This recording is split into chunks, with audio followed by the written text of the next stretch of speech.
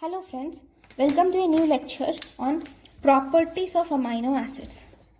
Okay, so amino acids have different properties.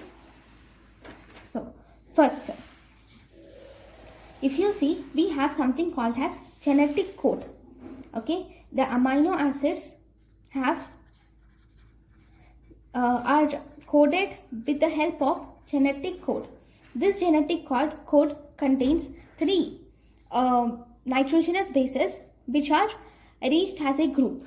Okay, so based on the genetic code, we have 300 amino acids present in the nature, but all the amino acids are not essential for humans and they are not coded by human genomics. So only among these 300 amino acids which are coded by the genetic code, only 20 amino acids constitute monomeric unit of protein and they are coded by the genetic code of all our human beings.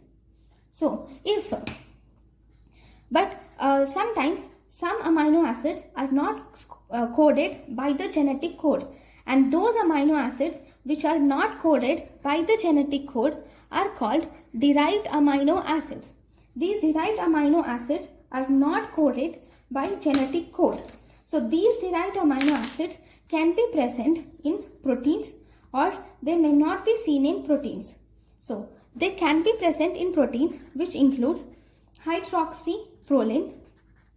Okay, the derived amino acids are hydroxyproline and hydroxylysine, which is present in collagen. Right? Next, methyl lysine, which is present in myosin.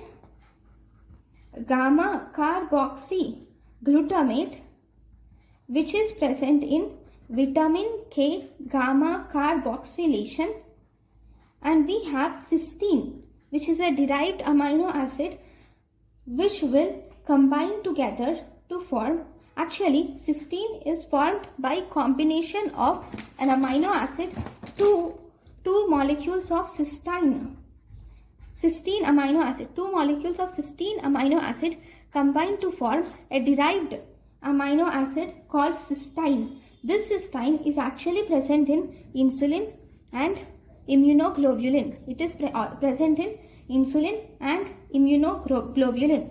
The other derived amino acid is desmosine. Okay, this desmosine is a derived amino acid which is present in the protein elastin.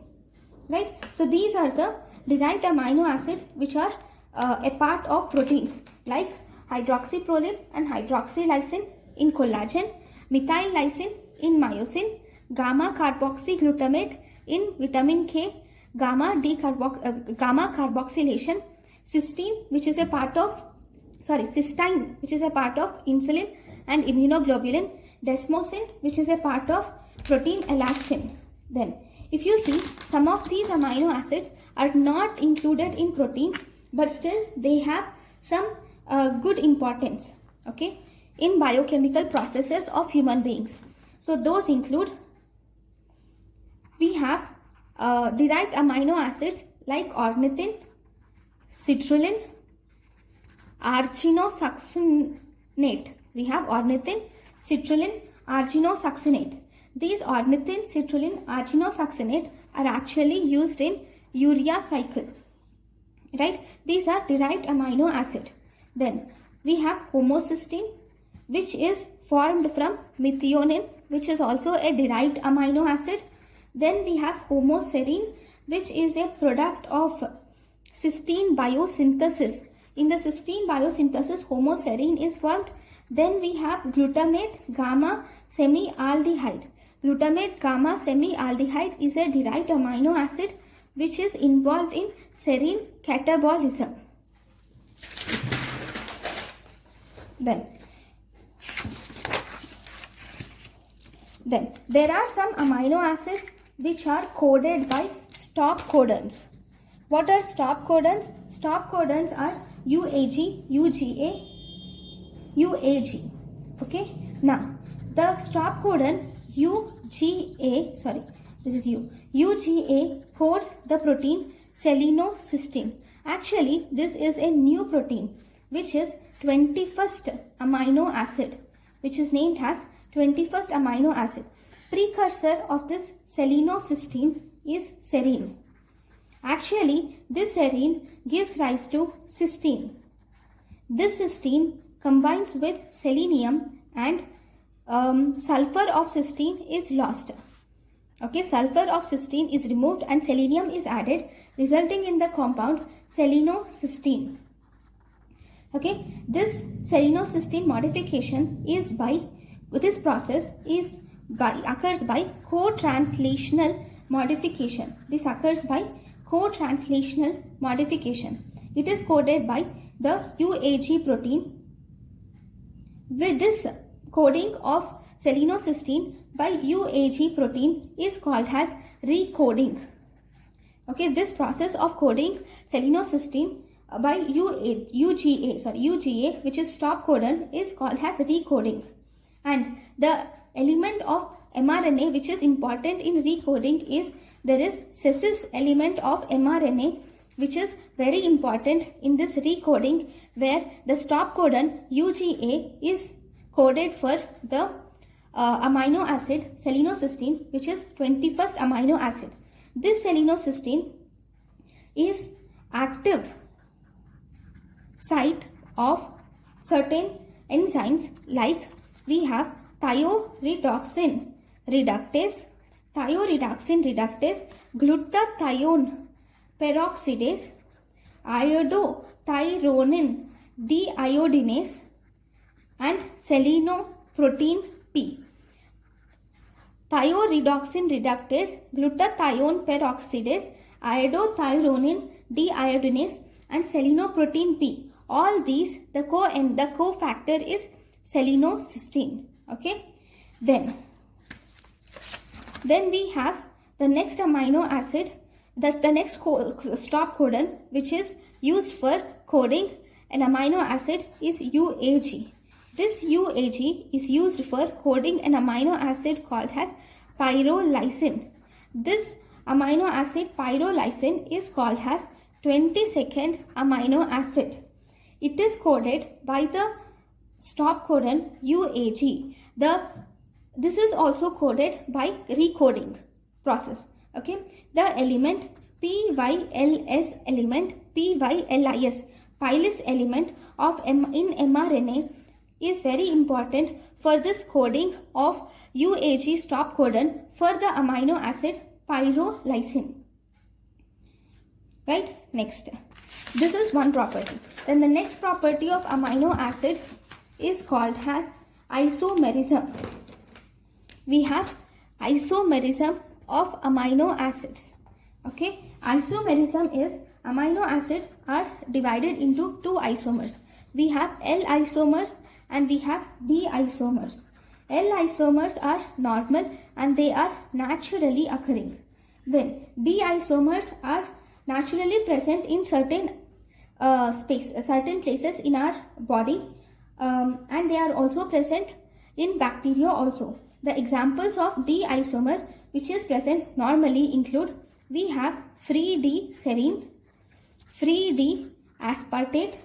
This free D serine and aspartate are actually present in brain. Then we have D alanine, D glutamate.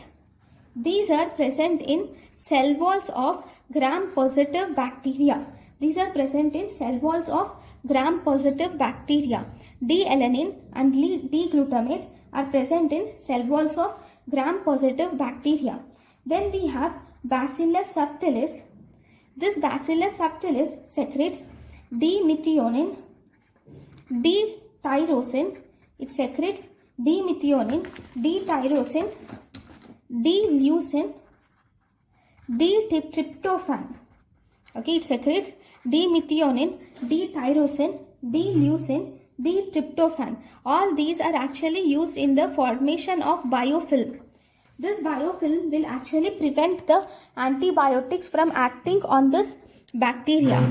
So, this Bacillus subtilis secretes D-methionine, D-tyrosine, D-leucine and D-tryptophan, and thus it is forms by biofilm assembly. Then we have one more amino acid which is Vibrio cholera. This Vibrio cholera also produces the the amino acids D-leucine and D-methionine. This D-leucine and D-methionine is incorporated into the peptide component of proteoglycan. So these are the different D isomers which are involved in our body. So first group is D-serine and D-aspartate.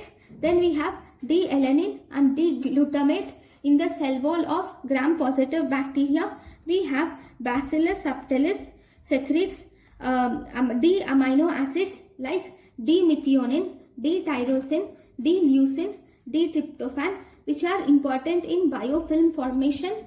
Then we have Vibrio cholera also produces D-leucine and D-methionine, which are incorporated into peptide component of proteoglycan. Then the next property includes property of Zwitter ion formation. We have Zwitter ion formation. The amino acids can form this Zwitter ion. See, normally anything gets soluble in any type of body fluid like water or any body fluid, and it forms and it gets ionized, resulting in the formation of positive and negative charges. This property is called as solubility. Solubility is the property of getting dissolved in any solution, okay? And for this dissolution of any substance or any molecule into the solution, we need that the substance should undergo ionized. It should undergo ionization, right? So this property of solubility is nothing but anything in the body is ionized for solubility. It is ionized, anything should be ionized to either positive charge or negative charge for solubility to occur. So this solubility depends on two major factors. We have isoelectric pH. It depends on isoelectric pH, which is called as Pi, or it can be dependent on pH of surrounding medium. It is dependent on isoelectric pH, that is Pi, or pH of surrounding medium. What is isoelectric pH? This is the pH at which there is equal number of positive and negative charges. That is, the ion exists when this A substance has been ionized, the amount of A plus which are produced, that is positive charges which are produced, are equal to the amount of A minus, that is negative charges produced. So this is the pH where pH is equal to Pi, which is nothing but the pH at which the substance exists has equal positive and negative charges. Because of equal positive and negative charges, when you put an electric field, there is no mobility in the electric field, because the number of positive charges are equal to that of negative charges in this situation, right? Next, at this pH, we have maximum precipitability, okay, and it has minimum buffering capacity. Right? Now, this ion where there is equal positive and negative charges, this is called as Zwitter ion. This ion is given a name which is called as Zwitter ion, where the positive charge is equal to the negative charge, right? Now, next, this solubility also depends on pH of the surrounding medium. If pH of the surrounding medium is less than the Pi, that is isoelectric pH, then the substance can be positively charged. Then if pH of the solution or medium is more than Pi, then there is a chance of it getting into negatively charged, right? Next, the next property of amino acids is the amino acids will absorb UV light. Okay, all the amino acids, not all, but especially we have aromatic amino acids will absorb UV light at 250 to 290 nanometers. At 250 to 290 nanometers, the amino acids absorb this UV light, and this absorption of UV light is maximum at 280 nanometers. Okay, I will just draw you a graph for this so that it becomes very easy. So this is the UV light absorption. Okay, this is the x-axis which is showing you the dose of amino acids, right? Now, sorry, x is showing the wavelength. I'm really sorry, it is showing the wavelength. Now the tryptophan will get absorbed here. This is the graph of tryptophan which has maximum absorption. Then we have tyrosine, which is also an aromatic amino acid which shows absorption of UV light. Then we have phenylalanine. Okay, so we have 3 amino acids. This is tryptophan, this is tyrosine, this is phenylalanine.